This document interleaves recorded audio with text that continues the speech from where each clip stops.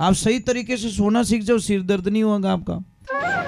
भक्ति, भजन व प्रवचन के अद्भुत ज्ञान की बातें सुनने के लिए सब्सक्राइब करें सोनू महाराज जी के YouTube चैनल को, और सबसे पहले वीडियो देखने के लिए बेल आइकन पर क्लिक करना ना भूलें। नंबर, कई लोग बोलते हैं मुझे सिर दर्द बहुत होता है। आपको पता है सिर दर्द क्यों होता है? कभी देखा सिर दर्द क्यों होता है? कारण क्या है? क्योंकि हमारा सोने का तरीका सही नहीं है। आप सही तरीके से सोना सीख जाओ, सिर दर्द नहीं होगा आपका। आप सोते कैसे हो? कई लोगों को हार्ट अटैक आता है, सिर की कमजोरी होती है। ये सब हमारे किसकी मेहरबानी पता है? आपको कल्पना नहीं आएगी। ये सब तकिया देवता की मेहरबानी है। ये जो तकिया लगाता है ना, वो टाइम टू टाइम बीमार पड़ते हैं। अब इसका कारण बता लेता हूं। जैसे पलंग बनाई है तो नियम क्या कहता है कि भाई पैरों की तरफ से ऊपर होना चाहिए। आपको कभी लाइफ में हार्ट अटैक नहीं होगा। खून की कमी, जब सिर में कमी आती है ना, तो आपका सिर दर्द होगा, चक्कर आएगा, वो होगा। अब मातो तरह के इया पग रख इया पचके मार पगा में सूजन आएगी, आनी मापड़ो खून तो आकी रात नीचो ही हाल्यो। समझ में आ रहा है कि नहीं आ रहा है? दिमाग में तो पहुंचा नहीं। कई लोग मुझे बोलते उठते ही हमको चक्कर आता है। अब चक्कर तो आया नहीं, आखिर रात टेढ़ो पड़ियो यूं। पैर तो नीचे थे तेरे, सिर ऊपर था, खून तो है नहीं। खून नहीं है तो चक्कर आना ही, सप्लाई नहीं हो रही है। जबकि अगर किसी को कितनी भी तकलीफ है, हार्ट अटैक की कोई शिकायत है या सिर दर्द की कोई शिकायत है, आप कुछ मत करो, पैरों की तरफ 2 ईंट डाल दो पलंग पे, देखो फिर आप देखना अच्छा फीलिंग करोगे, अच्छी एकदम मेमोरीज होगी आपकी, माइंडली शक्ति बढ़ जाएगी। पर नहीं, हम उल्टा काम करते कुल मिला के। और कहते कि नहीं भलोरियो जो तकियो दियो अपने। सच में अगर तकिए की जरूरत होती नहीं तो भगवान हमारी गर्दन को सीधी बनाते, बीच में जगह खाली नहीं छोड़ते। इतना तो दिमाग लगाओ, ये बैक साइड में जगह खाली क्यों है? नहीं तो सपाट बना लेते एकदम पाटिया। नहीं बनाया। भगवान को पता है यहाँ बाल जितनी एकदम मुलायम मुलायम नसें वो तकिया लगाने पर दब जाती है, इसलिए यहाँ से दबाना नहीं चाहते भगवान। इसलिए हमारी गर्दन को टेढ़ी बनाई यहाँ से। ये सोचिए, आप गहरा सोचिए, खाली जगह रहनी जरूरी है। आप सो जाओ तो भी वो नसें दबे नहीं। आप एड़ो तकियो लगाओ, अट दबनी चाहिए महाराज। ये प्रॉब्लम है। बहुत सारा धन आएगा आपके पास में, आपके घर में कभी पैसों की कमी नहीं रहेगी। मैं एक सूत्र बताता हूं, वो कर लेना, आपके पास पैसों की कमी नहीं रहेगी। कहते हैं कि कोई बहन थी, उसके ससुराल में काल घोषित हो गया, मतलब बारिश नहीं हुई। 2-3 साल से कुछ नहीं हुआ, मजदूरी बंद हो गई, खाना कुछ मिला नहीं। तो उस बहन ने सोचा कि मेरे भाई बहुत पैसे वाले हैं, मैं मेरे भैया के पास में जाती हूँ और 4-6 महीने के लिए कुछ खाने का ले आ देती हूँ, मेरे बच्चे पल जाएंगे, मेरे खाने का इंतजाम हो जाएगा, थोड़ा पैसे मिल जाएंगे। वो बड़ी आस लेके भैया के पास में जाती है, बड़ी आस लेके। पर जैसे भैया को पता चलता है कि मेरी बहन आ रही है, ऊपर छत पे खड़ा था, उसने अपनी पत्नी को बोल दिया कि लक्ष्मी, मेरी बहन आ रही है और मुझे पता है मेरी बहन दुखी है, उसके गांव में बड़ा दुख हो गया, कुछ भी नहीं है, पानी भी कुआं में पानी सूख चुका है, खाने के लिए कुछ भी नहीं है। वो बहन मेरे से कुछ हेल्प मांगेगी और मेरा नाम लेवे, तेरे को पूछे तो बता देना तेरा भैया बाहर गया है और मैं ऊपर के कमरे में सो जाता हूँ। जैसे ही बहन आती है, भाभी को प्रणाम करती हैं और भाभी को बोलती है, भाभी मेरा भाई कहाँ है? कि तो आपके भाई तो 5 दिन हो गए बाहर गए।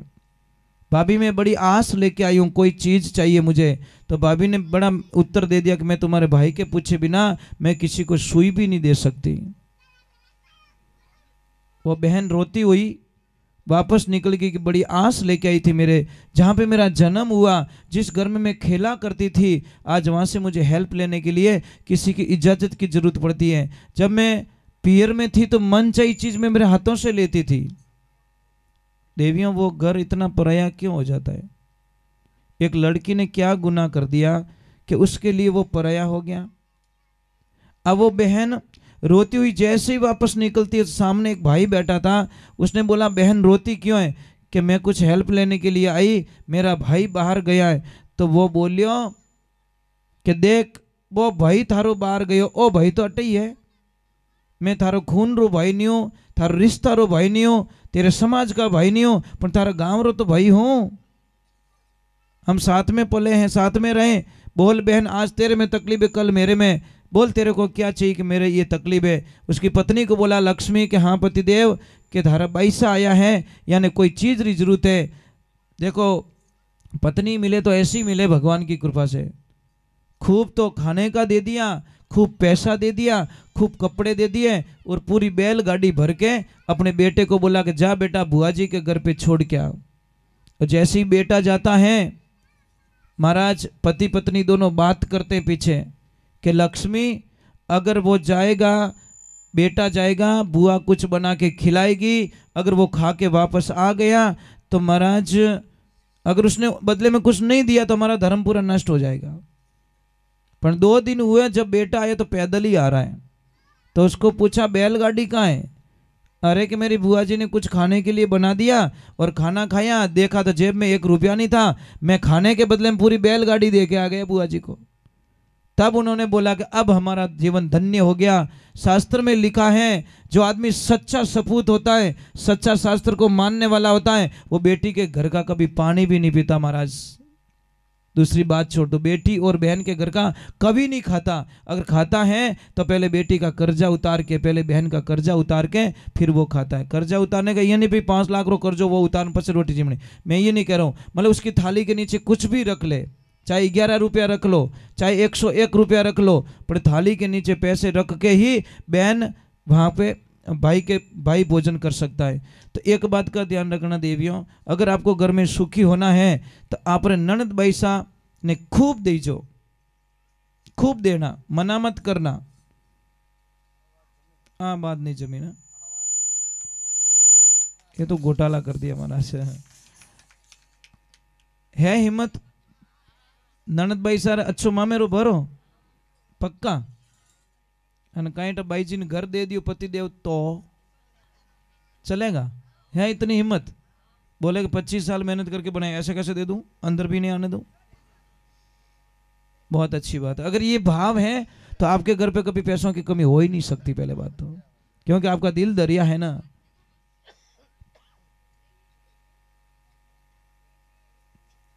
आप इनके ननद हो क्या? हाँ, शर्त अभी पक्को करे रही है। ये देखो कांटेक्ट हो गया इनका, क्या देखो मौका मत नट जो मती, व्यवहारिक बात है भाई, ये तो समझो तो कर लियो आपस में। क्या देखो सुन जो ध्यान 2 बार पाछो याद दिलायो कि ध्यान सुन जो के नहीं भाई। देखो एक बहन कहाँ जाती, भाई के पास आस रहती है, कहाँ जाएगी वो? पियर में तो जाएगी, कहाँ जाएगी वो? अरे वहीं से अगर वो रोती हुई निकल रही तो कुछ नहीं बचा महाराज, हमारे पास कुछ भी नहीं है। थोड़ा जय जोर से बोलिए, बोलिए श्री भगवान की।